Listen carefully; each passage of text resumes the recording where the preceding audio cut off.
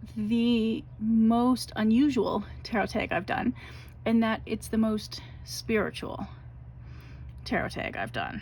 So it was a bit intimidating, and I'm not sure I did it well, but I'm glad I did it because it was a fun one to explore, and it was just so different from all the other tarot tags, which are fun. Like, you know, I did the to romance tag as well, which also super fun, and there's certainly a place for that because, hello, the world's a dumpster fire, and you need to be able to find joy in it somehow to keep going.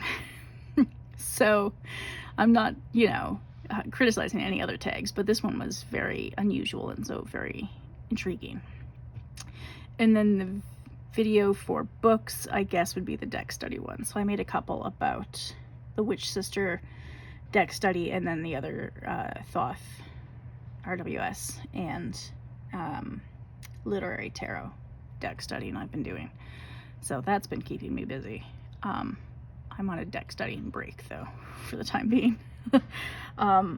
So that was my mid-year tarot tag, which will go up shortly after my tarot tube 1-year anniversary, so that's fun, because I've been doing this for just over a year now. And that's by Chanel, so I'll link her video down below because it's, I mean, I enjoy all her videos, they're fun, so you should go watch them. And that's all for now. Thanks for watching. I'll see you next time.